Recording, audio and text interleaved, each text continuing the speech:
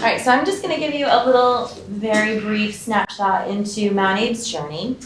And I'm going to punt to the former principal at some particular points for sure, because he lived it. So to start with, some of you have seen this before, I've shared it in the past. Everybody was begging for a visual, something that was going to show where all of this work fits together. So this visual has kind of become pretty popular this year. We're putting it on lots of different documents. We blew it up and made banners. We played a game so that people could understand which principles went with which component. So for those of you who are seeing it for the first time, very briefly, the idea was that you're looking into this like nesting dolls. So that face right in the center, that's Stuart Dent. So Stu is surrounded by his personalized learning environment, which is surrounded by his proficiency-based learning system, which is comprised of content standards and what we call competencies or transferable skills, which is then supported by a multi-tiered system of support so that he can access his learning in any way he needs to.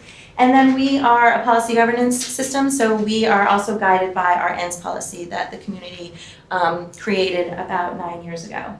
So that's an effort to kind of see that everything does sort of fit together, and when we're really focusing on one particular area, we're able to kind of zoom in or pull out what we would like folks to really narrow their focus on, but also recognizing that everything fits together.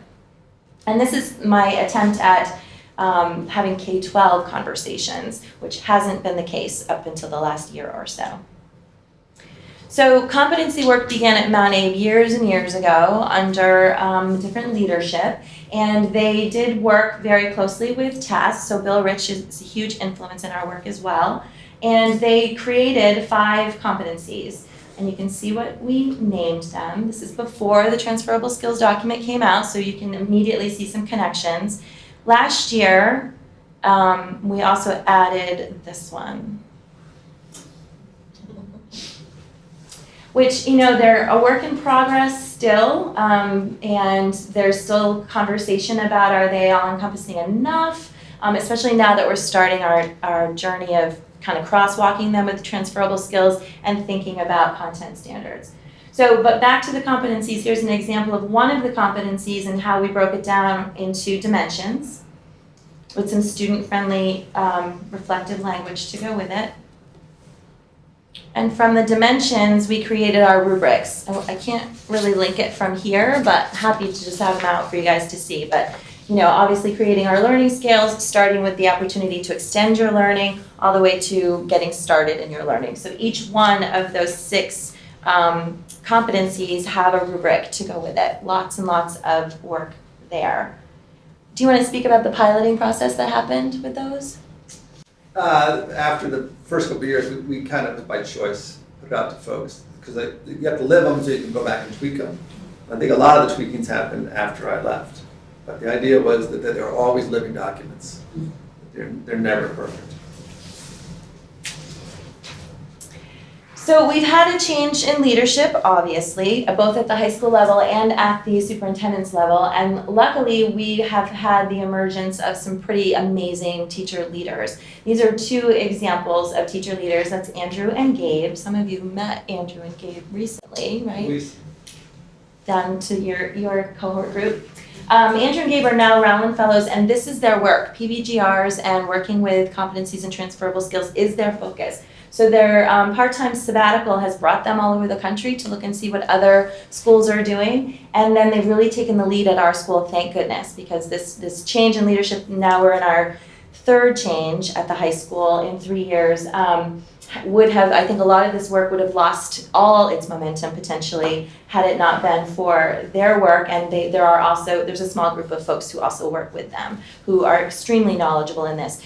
So one of the things that Andrew and Gabe are working on right now, and we've talked so much about this morning, is a little bit about branding, right? So how to really speak to a wide range of audiences, from the learners all the way to our community members, parents in between.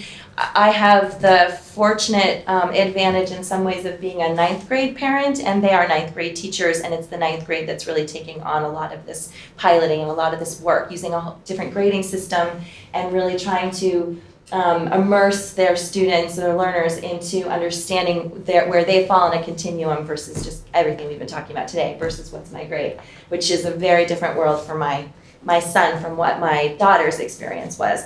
So the branding piece is kind of interesting, and it's a work in progress. They have a steering, I can pass this around. They have a steering committee, they have an advisory committee that's made up of a larger audience of people from the community, and it's really sort of that back and forth. Here's what we're thinking right now, what do you think? How is this clear enough on the part of a community member without a learner in the building? Is this clear enough to our students? Is this clear enough to our colleagues who aren't immersed in the pilot? So they've taken the lead on a lot of faculty meeting time, professional development time, and gotten out into the classrooms as well, which was another reason why I said February is my Get Out into the Classroom month, because there are a lot of classrooms who are ready to have people kind of come in. And not that I'm totally on the outside, but they've been pretty nervous about this change. So where are we now? We're working on those competencies, and we're really trying to grapple with, okay, what's the end product, right? So just like all of you, thinking about the graduation requirements and how that all fits in together, because we really got to, those bullets on the left side show the grain size. So we've really been up in sort of the bigger grain size on some levels, on the leadership level, but teachers are really down in that learning target. So similar to what Linda was talking about, teachers are really working on learning targets and what's actually happening in the context of my classroom.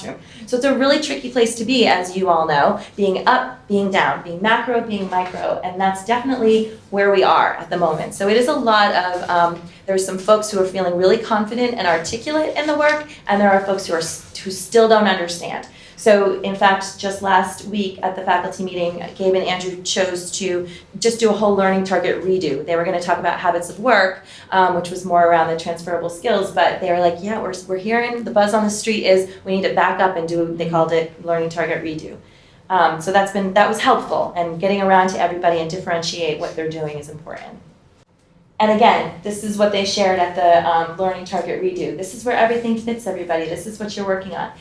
Gabe and Andrew are also teaching a course internally. They're also teaching a course for Addison Northwest right now. And last year they taught the course. 17 of our teachers took it last year from our school, which was huge. Again, this year about 18 teachers are taking it with them. So we are getting a big chunk of folks who are really understanding this work from a more intimate level that the guys are really differentiating for them. When I observed one of the classes toward the end of last year, just listening to a health educator, a health teacher say, you know, this really isn't about, it was called standards-based grading last year. And she just said, this really isn't about standards-based grading. I've had to change how I teach. I've had to change my learning environment, which has been really exciting and scary at the same time. So this year, they've actually renamed the course Proficiency-Based Learning. So they felt like, you know, they're moving with the sort of the tide that they're creating within their colleagues. And that's what you get when you do it right. Oh boy. This is the only teenagers that I dared flash up there. That's a graduate and that's a ninth grade, both ninth graders. Any questions?